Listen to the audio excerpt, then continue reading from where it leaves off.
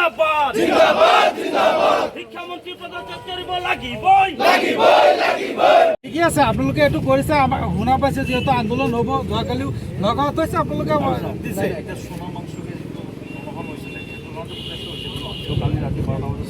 সোণাম অংশুকে যোনটো অনশন লৈছিলে উদ্দেশ্যটো কি আছিলে প্ৰটেষ্টটো সেইটো কাৰণে হোৱা নাই একচুৱেলি প্ৰটেষ্ট হৈছে যিটো কাৰণ হৈছে যে দেশৰ যিজন এডুকেশ্যন মিনিষ্টাৰ আছে তেখেতে পদত্যাগ কৰিব লাগে একাউণ্টেবিলিটি হ'ব লাগে তেখেতে অনশনটো কিয় জানে কাৰণ গম পাইছে যে যিটো অনশনৰ ফলত সোনকালে গোটেই ইণ্ডিয়া প্ৰটেষ্ট হ'ব গৈ আছে সেইটো বুজিয়ে তেওঁ মানে আমাৰ গভৰ্ণমেণ্টৰ কথা পাতি কেন্দ্ৰীয় সমিতিৰ নিৰ্দেশ মৰ্মে গোটেই অসমৰ প্ৰতিখন জিলাতেই দিল্লী যন্তৰ মন্তৰতে হওক বা ভাৰতৰ প্ৰতিখন ৰাজ্যত ছাত্ৰ আন্দোলন আৰম্ভ হৈছিলে সেই ছাত্ৰ আন্দোলনত ভাৰত চৰকাৰ বিজেপি চৰকাৰৰ যি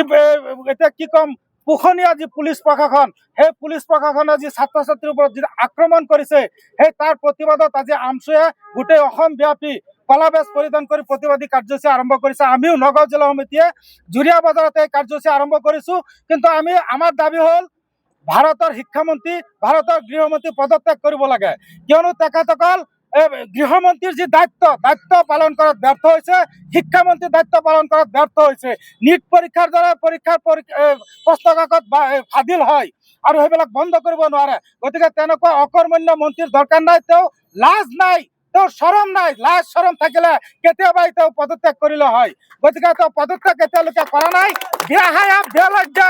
মন্ত্ৰী এজন যিজনে এতিয়ালৈকে পদত্যাগ কৰা নাই আৰু আমি চাইছো অসম পুলিচ বা যি প্ৰশাসক আছে তেখেতসকলেও অসম চৰকাৰৰ কথা মতে উঠা বহা কৰে ভাৰতৰ সংবিধান মতে তেখেতসকলে নচলে নাগৰিকৰ মৌলিক অধিকাৰ কি বুজি নাপায় কিবা এটা আন্দোলন শান্তিপূৰ্ণভাৱে কৰিবলৈ আৰম্ভ কৰিলে তেখেতসকলে কিবা কিবি 144 124 কিবা কিবি ছেকশ্যন উলিয়াই আন্দোলন তাৰমানে জনতাৰ যোনটো প্ৰতিবাদ এইটো ৰোধ কৰিব বিচাৰিছে আমি এই পদ্ধতিকো আমি গৰিহণা দিছো ধিক্কাৰ জনাইছো আমাৰ দাবী হৈছে আমচুৰ দাবী হৈছে ভাৰতৰ শিক্ষামন্ত্ৰী আৰু গৃহমন্ত্ৰী পদত্যাগ কৰিব লাগিব যদি নকৰে অনাগত দিনত ইয়াতকৈ আৰু ভয়াৱহ গণতান্ত্ৰিক পদ্ধতিত আন্দোলনৰ সৃষ্টি কৰা হ'ব।